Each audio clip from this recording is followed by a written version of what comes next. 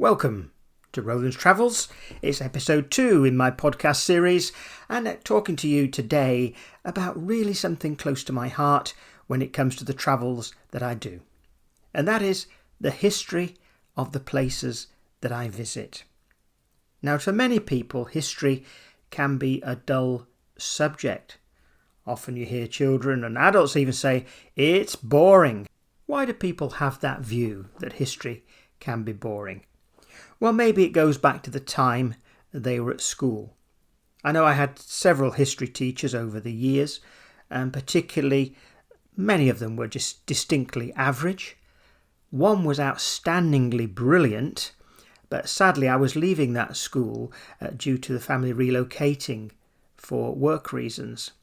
And I had to leave that teacher behind, but he generated a great deal of enthusiasm within me for the subject of history. The last teacher I had was the exact opposite. He was the world's worst, honestly. All he did was read out notes and we had to copy them word for word. Totally destructive to anyone's interest in history. Of course, when we think about it, we do become interested in history. Think of all the television programs and all the adverts you see now regarding tracing your family tree and the websites that help you to do that. There's a huge interest in people finding out about their history and their family. Others like to know about the history of a particular home, a house. Perhaps they bought a house that's old and they'd like to go back in time as to who has lived through that house. In fact, there is one BBC television programme that does that, a history of a house throughout time. And it is very interesting. Now, history to me is not just about who was the king or the queen of a particular country, who's the president, that kind of thing over the years, the politics, the wars and so on. They can be interesting. I'm taking nothing away from that. But I like to know about the people, the individuals, the ordinary person. What did they do? How did they earn a living? How did they feed and clothe themselves and look after their families?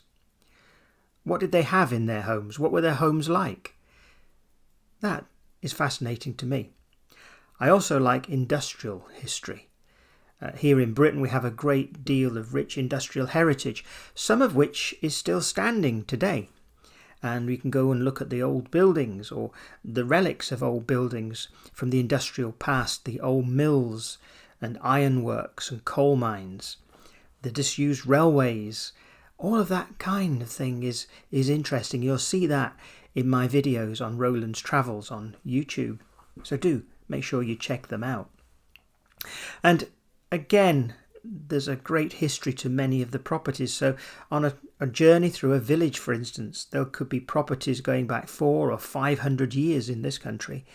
And it's amazing to find out a little bit about them. Perhaps who lived there, perhaps who was famous that lived there. And those sort of things are interesting, they're entertaining, and of course also from history we can get real value from learning from it. Think about the mistakes that people have made. We can learn from their mistakes, it's said, rather than our own, and history enables us to do that. We can also learn at times that sometimes we've moved on and we call things progress when it comes to technology. And certainly there has been a great deal of progress. And yet when we go back in time, the very inventors of the things that led to the progress have shown far more intuition and cleverness in designing the basic elements that have brought us to where we are now. I often think of the internal combustion engine, the motor car. The basic concept of that engine hasn't changed. Yes, we've got improved materials in it. Yes, we've got electronic management systems. It's more efficient and all that kind of thing. But the basic element of the pistons going up and down, well, it's still very much the same. And electric motors, we're moving on to electric cars. Well, the electric motor is not a new thing. And again, it could be improved upon and is being improved upon. But those people in times past who did those things at the start of the history as those very processes are so interesting. And we can do great good really for ourselves by learning about the intuition and often the bravery of those people going against the popular opinion at the time. Going back in time, we had the Industrial Revolution when new machinery was coming in, and the people called the Luddites were smashing up the new machinery because they were worried about their jobs. Of course, they had a good reason to be worried about their jobs if they could be replaced by mechanization. Of course, we know that as mechanization has come in, it's led to greater prosperity, greater number of jobs, and so forth. And things are ever changing. And we can learn all about that from history. I would also like to mention that I do also love archaeology. Archaeology gives us an insight into perhaps even further in the past, where archaeologists dig up the evidence. Historians tend to read the evidence, and there comes the difference between these two. Historians have a rich and abundant way of finding out information up to a certain degree in the past, up to a certain time. So we have written records. Newspapers are a great way, and of course newspapers tend to be kept and stored, and they can be referred back to. The National Library here in Britain and other countries have their national libraries where they're stored newspapers, magazines, and of course books that people can refer to get the history. In addition to that, there's all the wonderful documents that are kept: birth certificates, death certificates, marriage certificates, divorce papers, criminal records, military records. All of these things form a vast archive that historians can tap into and to really pull out of them the history of that era. Even, of course, down to specific individuals. So when people are researching a member in their family tree, they might find out about their history from their records, perhaps in the military or even prison. Maybe their job, articles in the newspaper, businesses kept annual general meeting reports, accounts, and all those sort of things. If they're still available, maybe your relative's name is included in there somewhere. So very much so, historians have a great resource there in looking at all of these written documents. And of course they can analyse one account against another to make sure they can draw out the truth from that information.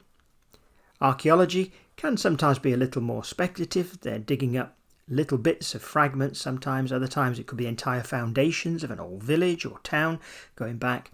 And rubbish pits, funny enough, are a great source of information because people would bury their rubbish, their broken pottery, and from that archaeologists can tell where the pottery came from perhaps. How far was it imported from another country? Did it travel across oceans to get to that particular place?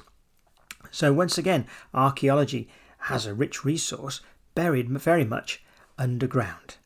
And all of this helps us to look at the past, to learn about it, and to see how we can use it perhaps in the future. But for me, it's a general interest. It's just something that's fascinating about the people who lived here. What did they do? Those are questions that I like to find the answers to. What about you? How do you find history? Do you find it interesting or not? What would you like to learn about? What's your favourite thing in history?